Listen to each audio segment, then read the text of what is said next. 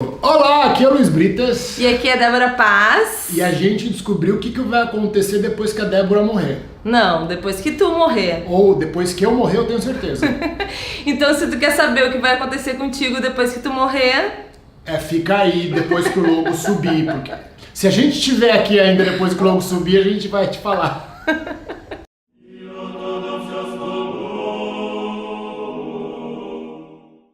Estava discutindo aqui bastante sobre o que é a morte, qual a função da morte. Qual a missão da morte, né? Por que a morte existe? Falou profundo agora, essa parte a gente não tinha combinado antes. Qual a missão da morte? Porque se a morte existe, ela está a serviço de algo. Exatamente. E aí a Débora me falou uma coisa que eu não concordei, e eu acho que não é isso que acontece depois da morte. Bom, segundo meu pai, que é super católico, e eu que fui batizada na igreja católica e também fiz a primeira comunhão, depois que a gente morre, a gente vai pro céu e vive lá feliz pra sempre. Ou então, se a gente não for muito legal nessa vida, a gente tem a possibilidade de ir pro inferno. Não, mas eu não concordo com isso, porque de acordo com as leis do espiritismo, a gente vai pro lugar de acordo com a nossa frequência, de acordo com o que nós fizemos em terra, nosso serviço em terra, a gente pode atingir uma frequência. E aí, se essa frequência for de uma pessoa que fez muita caridade, ela vai para o nosso lar e lá ela continua fazendo as prestações de serviço. E se não for muito boa, ela vai para um lugar para sofrer. E também tem a possibilidade que a minha mãe acredita, que é budista, que é depois que a gente morre, a gente desencarna e a gente entra num processo de entrar em conexão com todas as... É muito profundo, gente. E aí a gente volta.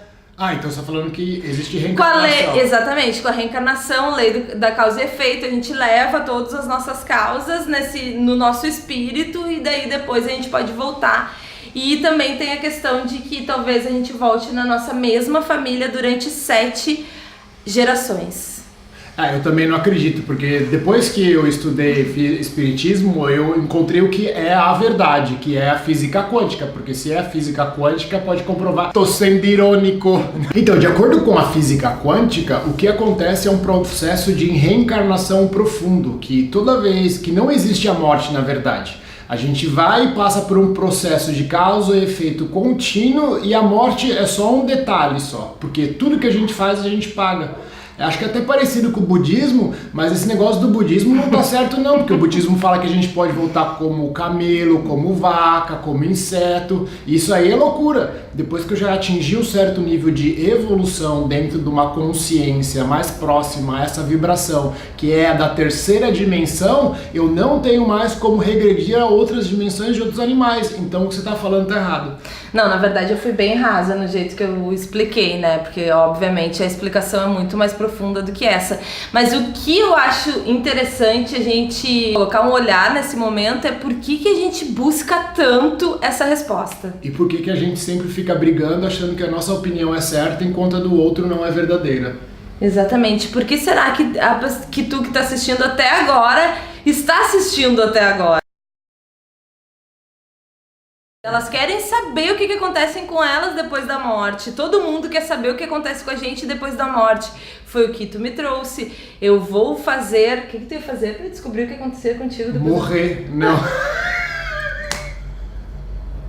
Eu vou morrer e já volto pra contar o que é a morte. É só assim que a gente vai descobrir mesmo, né? Mas tu ia fazer umas outras experiências. Então, o que a gente acabou concluindo assim é que a morte é só mais uma desculpa para a gente poder ficar defendendo um lado nosso, ou seja, achar que a gente sabe mais que o outro. É uma brincadeira da nossa mente mentirosa que faz a gente ficar entrando em discussões sem fim, que a gente nunca vai ter a resposta, e também aquele negócio de que a gente sempre está procurando algo, essa ansiedade contínua para saber o que vai acontecer amanhã, enquanto a gente não tem a oportunidade de desfrutar uma conversa amigável e sermos simplesmente felizes na nossa troca de coisas positivas que podem acontecer na vida. De conhecimentos. E aí vem aquela questão que tu mesmo trouxe, que é das necessidades do ser humano, né? Da gente quando nasce como matéria aqui, né? Que é a segurança E a falta de certeza, né? Como é que é aquela história? A incerteza e a certeza. A incerteza e a certeza. Isso é o que faz a gente se movimentar durante a vida. São dois polos que fazem a gente se movimentar durante a vida. Então, imagina o quanto é importante a missão da morte, que é algo que nos traz a certeza e a incerteza, porque é algo que a gente nunca vai ter a resposta certa, porque a gente nunca vai poder saber enquanto a gente não morrer. Então, enquanto a gente está vivo, a gente só tem uma certeza, que um dia a gente vai morrer, e o que vai acontecer com a gente é a total incerteza. Então, assim, também é um outro aspecto, assim, enquanto a gente fica debatendo sobre as religiões, que é algo que são incerteza, a gente vai preenchendo as nossas necessidades enquanto ser humano. Mas também fica um convite, né, que a gente possa debater sobre outras incertezas, né? Projetos que a gente pode fazer junto, coisas que a gente pode descobrir enquanto ser humano, sendo um pouquinho mais presente no momento presente, respeitando que a gente precisa ter certeza de algumas coisas, que no final do dia a gente não tem controle nenhum mesmo, né? Nada. Mas o que a gente pode fazer hoje que vai preencher essa sensação de incerteza sem a gente precisar entrar numa discussão que pode acabar levando uma não amizade, como fala, uma briga de amigos. Uma briga de amigos.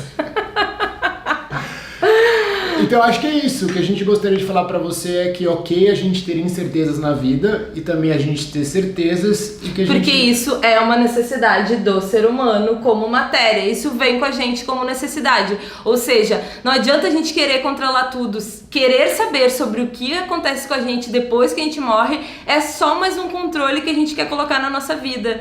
Então, se a gente não tem controle sobre a vida e assumir isso, admitir isso, eu já acho que é uma grande liberdade, uma grande libertação. Uma grande libertação que traz harmonia para os nossos relacionamentos, respeitar que a gente vive com essa certeza e que a gente não sabe mesmo o que vai acontecer com a morte e não adianta ficar discutindo sobre isso. E a gente não sabe nem o que vai acontecer com a gente amanhã, né? Falando isso, o que a gente vai comer hoje à noite? Não faço a mínima ideia.